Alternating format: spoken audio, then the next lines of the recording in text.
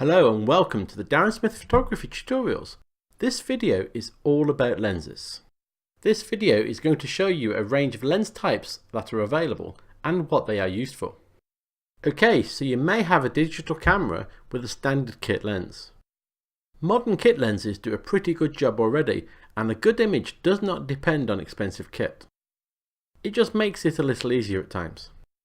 A kit lens is perfectly capable of producing high quality images. It's how you make use of your camera that makes a good image, rather than what you use to make it.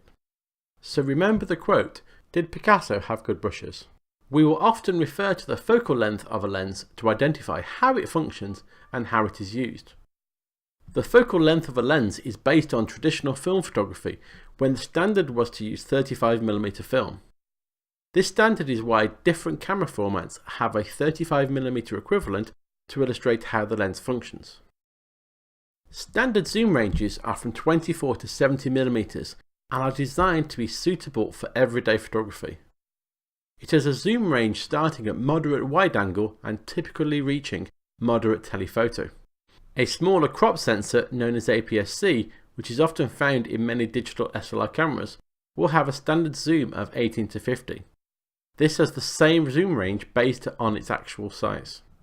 Likewise, a micro four thirds camera will have a standard zoom of 12 to 42mm, again with an equivalent zoom range based upon the size of its sensor. The aps-c equivalent is roughly 1.5 times smaller, and the micro four thirds is roughly 2 times smaller than their 35mm cousins. Wide angle lenses have a shorter focal length, typically between 18mm and 35mm. These are often used for landscape, architectural and social photography. In aps-c, this has the equivalent of 12 to 24, and micro four thirds is 9 to 18 to get the same proportions. Ultra wide angle lenses are specialist lenses, which are obviously ultra wide. This starts with optics such as the 6mm fisheye lens, which is so wide that it makes an image look like you're looking through a fishbowl. Ultra wide angle lenses also include focal lengths of 10 to 20mm, as shown here in the Sigma ultra wide f3.5 lens. These are specifically used for landscape photography, showing the expansiveness of any location. They are also particularly useful on interiors and make an area seem much larger than it actually is. A real estate or estate agent's dream.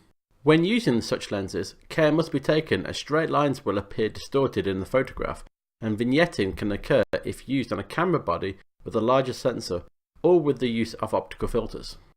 Lenses between 35mm and 135mm are popular with portraiture and macro work, as the photographer can give the subject a little more space. These types of lenses are commonly used on crop sensors and on full frame cameras, and come in a variety of different qualities and costs. Faster lenses, i.e. those that have a wider aperture, often cost more than a standard lens due to their design and size of the glass used. They are often much heavier too. The focal length of this type of lens determines how the subject looks in a photograph as well. Wider lenses encourage the photographer to include some more of the environment your subject is in, although they are not so good close up, as the lens will distort the subject. Lenses around 50mm to 85mm, or their cropped equivalent, are a good middle ground for portrait work. On the other end of the scale, the larger the focal length, the more flattering are the photographs of people, and allow the photographer to get really close up with minimal distortion, or give the chance to move away so not to crowd the subject. Lenses with a focal length between 80 and 300mm are considered telephoto, and anything above 300mm is regarded as super telephoto. Lenses in the higher focal lengths for this group are popular with wildlife and sports photography. Lenses of this type, which are considered fast, i.e. those with a small f number, are very expensive and very heavy compared to the shorter focal length lenses. If you regularly use a lens of this type, you probably know the phone number for a good chiropractor. Prime lenses lack the optical functions that are found in a zoom lens. This means that the space can be taken up with glass specifically designed to optimize the light passing through. In the case of this 50mm f1.4 lens, the design is focused on limiting distortion of the image and the amount of light that can pass through it. For this lens, the amount of light available to the camera is well over twice that of a standard kit zoom lens. The optics of this type of lens also give optimal performance in low light and much more control over depth of field. We can add a multiplier to the focal length of our lens by using what's known as a teleconverter. With a 1.5 times teleconverter, a 300mm lens will become a 450mm lens, and a ×2 converter will increase the focal length to 600mm. This is achieved by adding the teleconverter, which is essentially another glass magnifying element between the lens and the camera sensor. It's not all that simple. There is a trade-off for this, as there is a loss of light passing through to the sensor. This results in the optics being considered slower, where the aperture will be reduced and the exposure time will therefore increase.